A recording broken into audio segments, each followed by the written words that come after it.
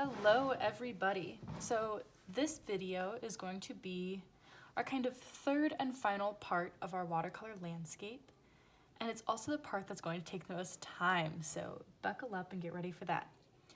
So what we're going to be doing now is first we did our gradient wash, we did our borders, we did our moon or sun, and then we went back over with glazing and other wet techniques to kind of perfect that sort of background. Maybe it's not perfect, that's okay. I could sit here and pick apart the things I don't like on mine, but instead I'm just going to try and fix it by adding things over the stuff I don't like. So you can kind of do whatever you want for this. I'm probably going to be doing something similar to this, which is a sort of mountain range. I kind of want to add maybe some trees in there. You could do like my little tiny thumbnail, and you could do kind of like a desert landscape. You could do cacti in the foreground. You could do palm trees. I saw somebody online do different kind of grains of wheat in the foreground. It's really up to you. I know in the past Miss Kerr has done like stacks of rocks. You could do like a water scene. Whatever you want to do, you're making it your landscape. So we're going to start by kind of adding in whatever you want to add in. Like I said, I'm going to be doing kind of like how I did in my little practice.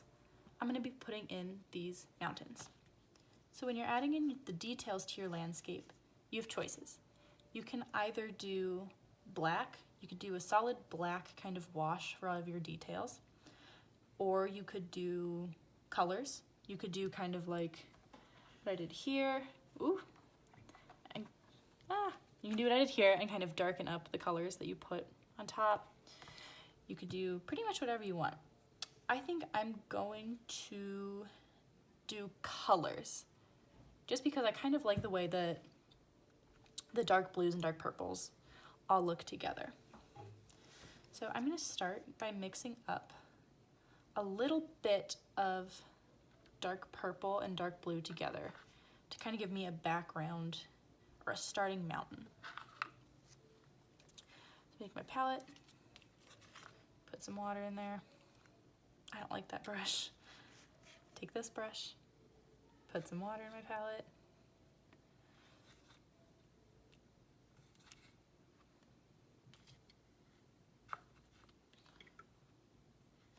And then I'm going to take,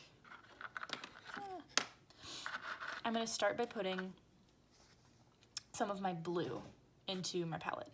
Because if I'm mixing blue and purple together, I want to start with the lighter color, because it's a lot easier to add a little bit of dark to light than it is to add a lot of light to a bit of dark.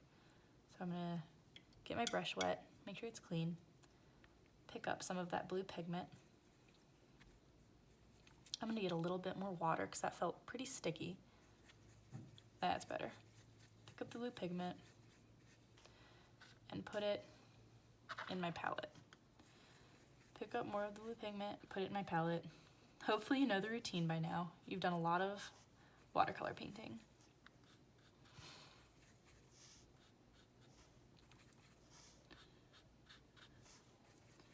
I don't quite know how much of this I want to make, but it's better to make too much and not use it than to not make enough and have to stop and remix your colors part of the way through your painting, because then they most likely won't match. You know, kind of an awkward half and half mountain. We don't want that. So that's probably enough blue for now. I'm gonna rinse my brush off, make sure to get the blue off of it. If I'm not sure, I can always kind of wipe it off on my white paper towel. There's still a little blue in there, so I'll give it another rinse. And then I'm going to add some of the purple to the blue.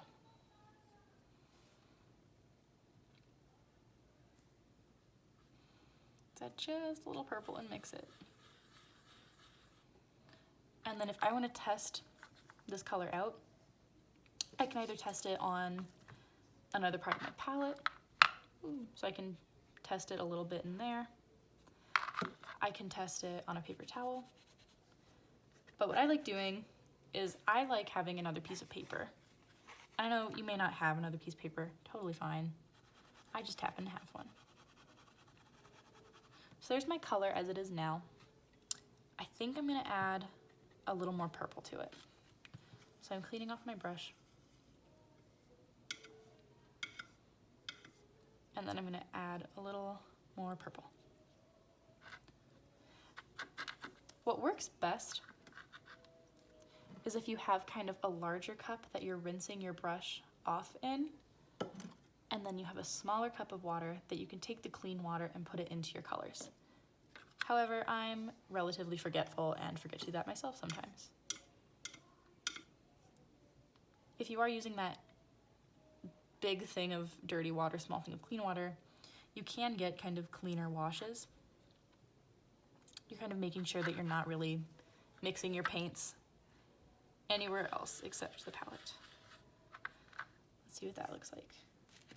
Take my little cheat sheet.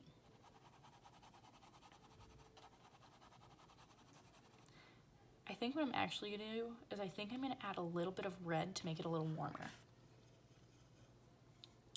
Clean my brush, get the clean water, put it in the red.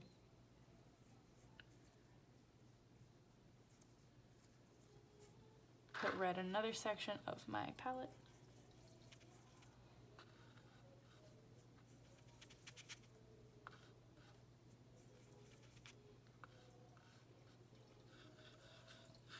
Mix the red in with that kind of purple color.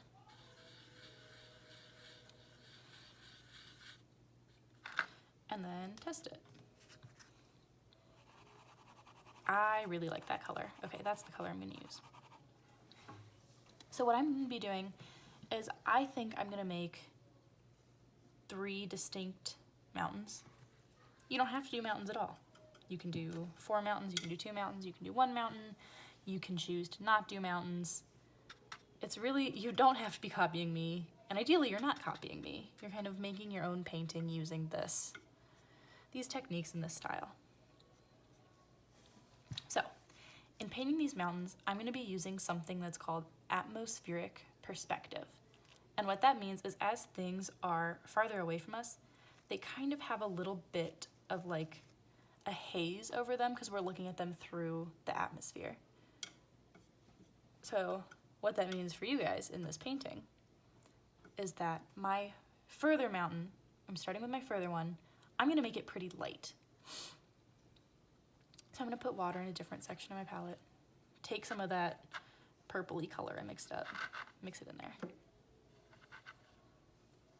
And let's test it.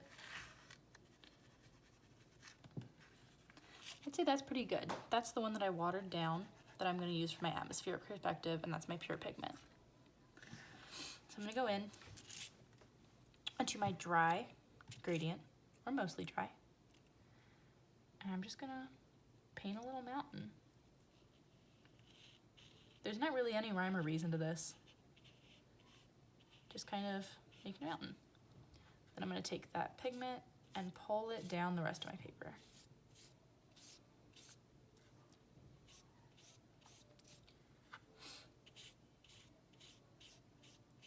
Because what's gonna be happening is as I'm making more mountains, and as the mountains are getting closer to my perspective, they're gonna be getting darker because we aren't gonna be seeing them through that atmosphere.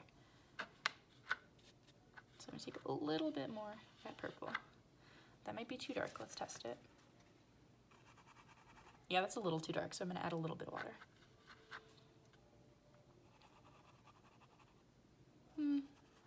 That's better. I'm gonna go ahead and add that down here.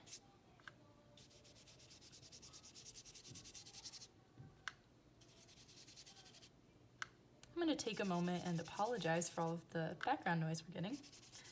I don't know why my neighbors decided 10 p.m. would be a good time to have a party and sing songs at the top of their lungs in Spanish, but that's what they decided. So welcome to college.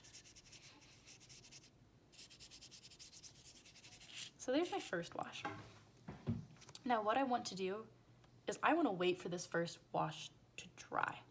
If I don't wait for it to dry, my second mountain is kind of just gonna blur up into that first mountain. And that could totally be an effect you want. You could just kind of want, let's see if I can try really fast in my sketchbook. And try and scooch it over. I don't really know what you can and can't see, so I'm kind of guessing. So I could do, I don't know, paint that down. You can't see that at all. Let's take just some green. Green, palette. Let's see. If that's my mountain, very odd looking mountain. It's kind of, if that's the top, I'm looking at it sideways. That can be my mountain. And if I don't wait for my first wash to dry, and I just go in, I'm gonna go in with blue so you can see it, and I just go in right away, you're not gonna be able to get those really distinctive peaks. You're gonna be using more of this wet on wet method that creates kind of a blurred sensation between the two colors, which if that's what you want, perfect. I'm just warning you ahead of time that if that's not what you want, then wait.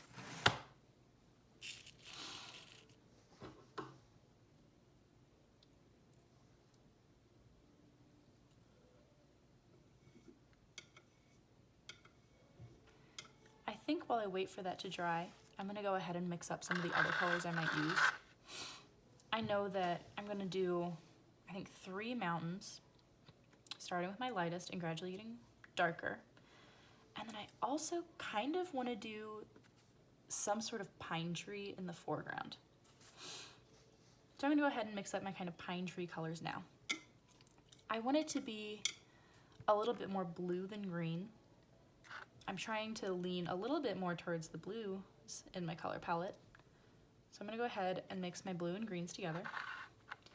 And like I said with blue and purple, I know this is very repetitive, but I just kind of wanna really make sure you remember that. We're starting with our lighter color, we're starting with our green, because it's easier to just add a little bit of blue.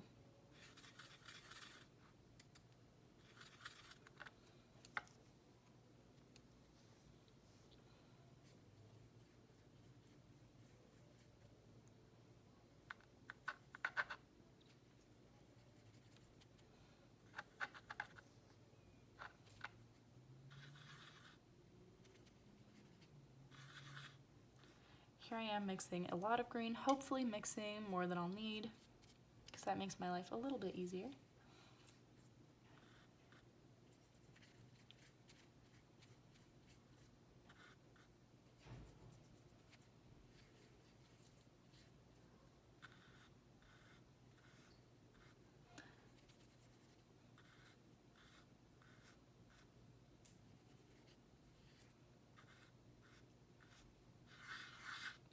Looks like plenty of green. I hope it's enough green.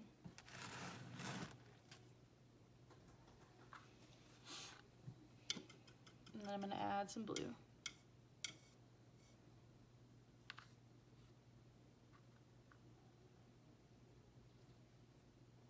I'm just gonna put blue in the middle of my palette because I already have some there.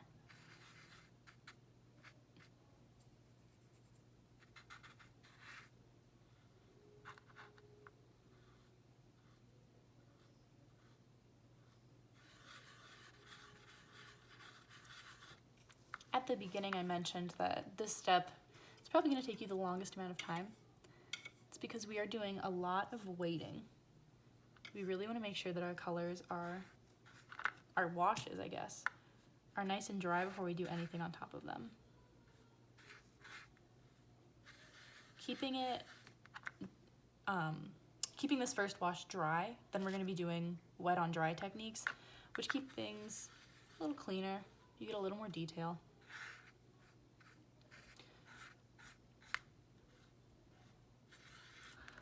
Let's see what color that is. I think, I don't know, I don't want it to be too close to my background color. I'm gonna add a little bit more green.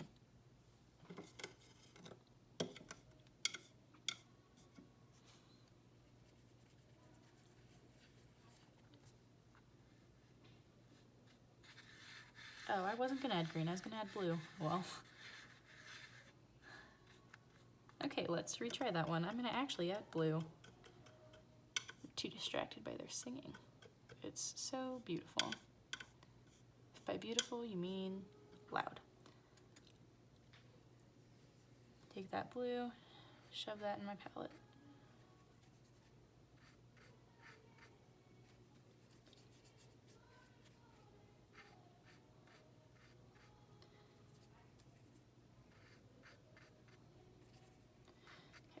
Let's shove that blue in there.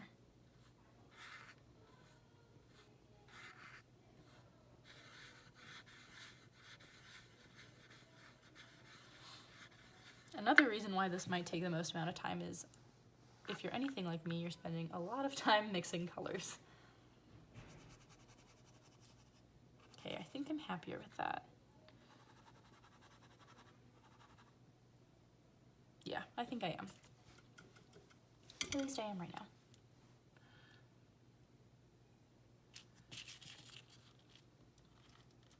So one of the things you can do if you are waiting for your piece to dry, and I'm not sure how well this shows up on camera, but if you're waiting for your watercolor piece to dry, you can tell that it's dry because it won't be shiny anymore. So what I'm doing is I'm kind of lifting it up. I have my lamp to my side. I'm just kind of looking to see where my paper is still shiny. It's still really shiny right here. And then right here is a little bit. And then down in here. So since it's still shiny, I don't want to go ahead and paint my next mountain because I don't want it to be blurry. I want to make those kind of distinctive peaks.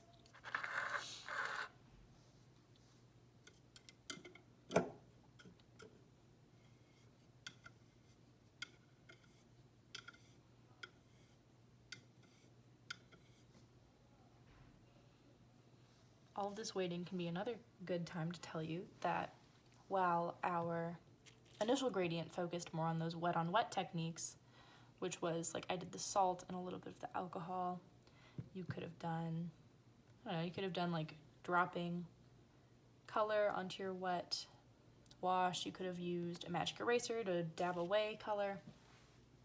Now we're kind of moving into more of our wet on dry techniques, which is why we're waiting a lot.